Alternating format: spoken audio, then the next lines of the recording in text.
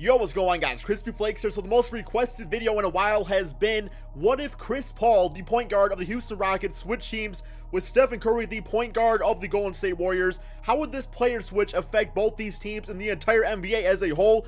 Guys, this was a great idea, man. Like, I didn't even think about doing this one just because like these point guards are so dominant in such different ways. So I think it's really going to change things here.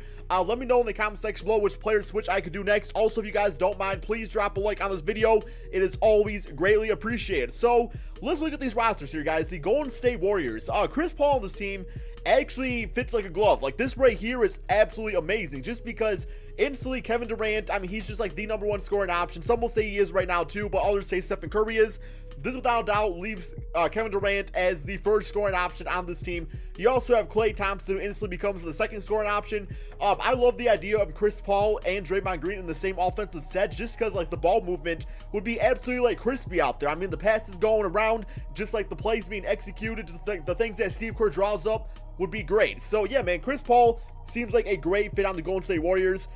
Just because like, what does he do exactly? Like, he can score the basketball. I mean, for his career, he's a 19-point-per-game scorer, but he also averages 10 assists, as we all know, and he does rebound the basketball. He averages about 5 rebounds per game looking at his entire career as a whole.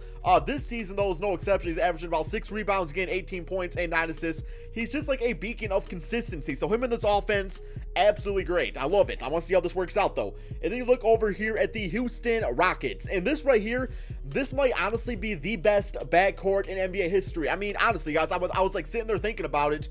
Can you think of a better backcourt than Stephen Curry and James Harden? Imagine like the threes that are going to be dropping on this team. Imagine the plays, the ankle breakers, everything. Like, I have no idea how this team is going to do. Honestly, though, they could potentially go 8-0. They really could, man. They really could. No, probably not, because this team with Stephen Curry, like Steph Curry on this team is not as good as Stephen Curry's Golden State Warriors team, if you ask me.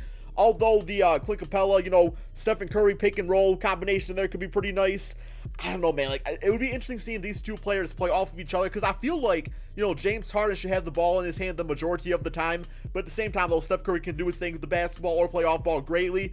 So let's go ahead, guys, simulate this season, see what kind of stats both these teams put up. I do have the playoff picture on the right side there so you can see both teams' records. We'll keep it on the Houston Rockets, though. So let's talk about both these point guards. Okay, I already gave you Chris Paul's stats. I'm now going to give you Stephen Curry's stats. For his career, he, of course, is a 23-point-per-game scorer, about 7 assists out there, gets about 2 steals a game, about 4 or 5 rebounds. Of course, though, as of late, because, like, you know, those stats are kind of, like, plagued by like earlier career stats. So now that he's in his prime, though, he's averaging around 27 to 28 points per game. As we all know, Stephen Curry, one of the best, if not the best scoring point guard of all time. Yes, guys, the best. Well, as far as like shooting goes and stuff, right? But yeah, so let me know in the comment section below, if you were starting a franchise today, would you rather start it around a prime Chris Paul or a prime Stephen Curry? Just because Chris Paul, he is one of those like past first point guards out there that really, I don't know, man, like there was a Legend of Winning. I know he posted a tweet on Twitter saying that he doesn't like the term like traditional point guard, which I mean, I understand that. I think he said he doesn't like that just because like, or like the term scoring point guard, but in using those terms, I would say Chris Paul is the traditional point guard in the sense that he's just like, you know, the helm of the offense, kind of gets the other players involved out there when it comes to like running plays and stuff like that. Not that Stephen Curry doesn't do that, but you know, yo, what's this, man? Come on, Beyonce bitch ass Weber, get on the damn team. What y'all doing? Chris Bouchard? Damn, Chris bitch ass, man, get the hell off my team, man. If you try holding my simulation one more time. All right, sorry, that was, you know, the G Leaguers out there, guys. The G Leaguers out there just they get to me sometimes when it comes to these simulations. My apologies. But yeah, it's no doubt that, you know, you look at Chris Paul. The thing about him, I was saying he was like a beacon of consistency. Has not really had great playoff success in his NBA career. I mean, Stephen Curry does kind of have the resume saying like, yo, this is how good, you know, Stephen Curry's got some championships, got some MVP, stuff like that. So it's like, yeah, I think you would have to pick Stephen Curry just based off that resume. But if you're looking just at skill set, though, would you rather have the guy that scores 23 points and gets 7 assists for his career, or would you rather have the guy that gets, you know, 18 points and 10 assists and about, you know, 6 rebounds per game, something like that? Well, I guess it's 5 technically. He's been rebounding really nice on the Houston Rockets, so I keep on seeing that stat out there. But yeah, he's more of a, you know, 4 to 5 rebounding type of point guard. And you look at the defense too. Chris Paul has always been a great on-ball defender. Stephen Curry, I don't know, man. I don't think Steph Curry's like that bad at defense. Maybe he is. I mean, you all watch more Warriors games than I do, I'm sure.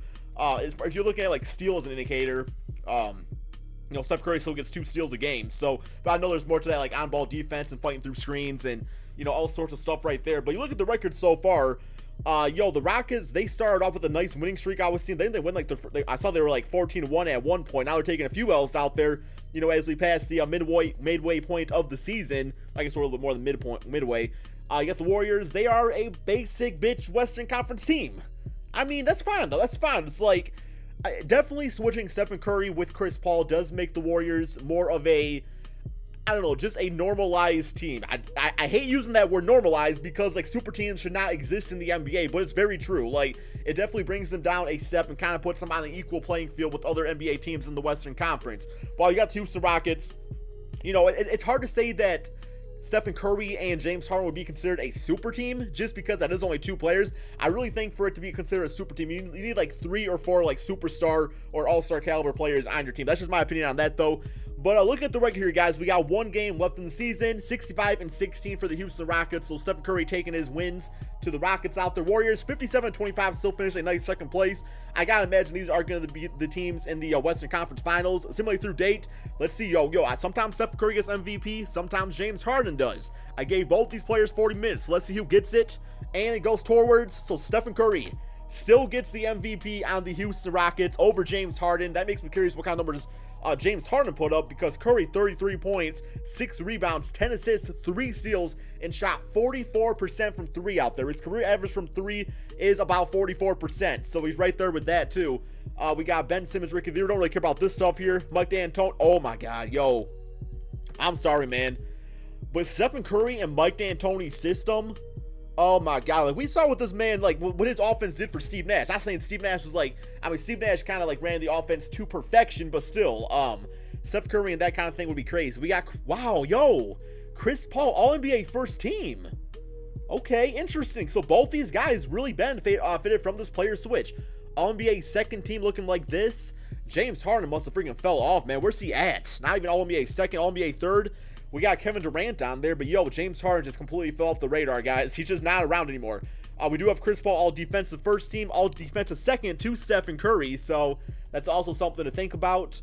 Looking at the player stats out there. Okay, so James Harden still a nice 26 points, 6 rebounds, and 10 assists. I have no idea how he did not make an All-NBA team with those numbers. That's still really decent. I mean, what's the scoring normally? Yeah, someone went down a few points per game. I mean, he shot 40. Wow, he shot a career best from 3. Oh my God, yo, the Splash Bros, man. These are the Splash Hose brothers out here, man. I'm sorry, man. I don't want to call y'all hoes out there. I didn't mean it like that. It's just the only thing I can think that rhyme with bro. Bro, ho, Joes, the Splash Joes. That doesn't make sense either of those. So, I'm just going to go, I'm just calling you guys, I don't know, man. Just James Harden, Stephen Curry. We're going to go with that. Turnovers out there, 4 a game for Stephen Curry. We got about 3 for James Harden. 2 or 3, I guess you should say. Give him the benefit of the doubt. As far as shot attempts, you do have Steph Curry shooting more. I mean, plain and simple, he did. He shot about 7 more a game. If my bitch-ass math is correct. Both launching up the 3-pointers out there. We already know that they shot amazing from there. Free throws, getting to the line, knocking down everything. So, yeah. And, yo, how about Eric Gordon, dude? Just, I know he's like that 3rd big-time scorer on the team. 15 points, 13 for Gerald Green. Clint Capella, you know, averaged a double-double out there. Did not really benefit all that much from Steph Curry over Chris Paul. So, let's go and look at the Golden State Warriors. Okay, wow, yo. All right. Oh, my God, dude. Yo, Kevin Durant did not take over. I was expecting Kevin Durant to average about 30 points per game, but you look at him in the system, it's like he is right around his average, when well, at least on the Golden State Warriors. He was a freaking beast on OKC Thunder. We ain't gonna lie about that.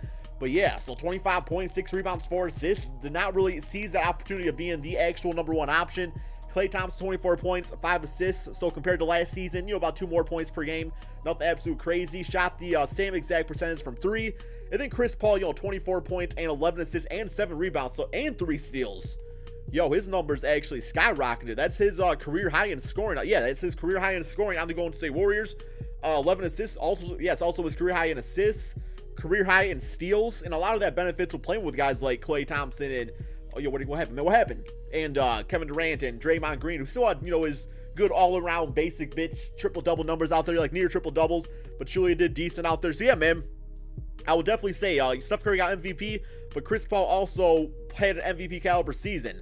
Looking at the playoffs here, see if these guys get matched up against each other, similar current round, or if, you know, one of these other teams knock them out. And, okay, so Golden State and Houston both move on. So Houston's closeout game swept the Pelicans. 35-7. Oh my, yo, Stephen. 30, 10, and 15. Okay, yo. And then the Golden State Warriors, we got 26, 13, and 16 for Chris Paul. All right, here we go. Next round. Simulate current rounds. And, okay, so we got the OKC Thunder knocking out the Golden State Warriors. And what did I say? I mean, it normalized the team. Yes, Chris Paul had a great season, but it did normalize things. But yeah, so closeout game here. Kevin Durant still dropped 42 points. 23, 5, and 11 for Chris Paul. Klay Thompson 9 for 21, so not all that efficient out there. But it looks like, oh yeah, Paul George, Melo, Russell Westbrook, they just freaking ate this team alive out there. Won by 2 points. And then we got Houston Rockets also sweeping the Denver Nuggets. 39. Oh my, dude. These numbers. Absolutely, like, just insane. All right, OKC against Houston Rockets. So we got Russell Westbrook against, yeah, James Harden and Steph Curry. Simulate current round here. And, oh my, yo, they are sweeping every single series. 45, 6, and 5 for Steph, 27 and 10 for James Harden. All right, Cleveland Cavaliers, Houston Rockets. Yes, LeBron's back in the finals, but at least it's something different. Simulate current round here, and all right, so we have the Houston Rockets winning in 7 games. Let's see who gets that finals MVP. It goes to Stephen Curry, guys, averaging 44 points. I don't know where I got 44 from. I don't know anything, man. 34 points, 11 assists, about 5 rebounds, about 3 steals a game, shot 47% from 3. Looking at this closeout game, these guys just, oh my God, dropped 144 points.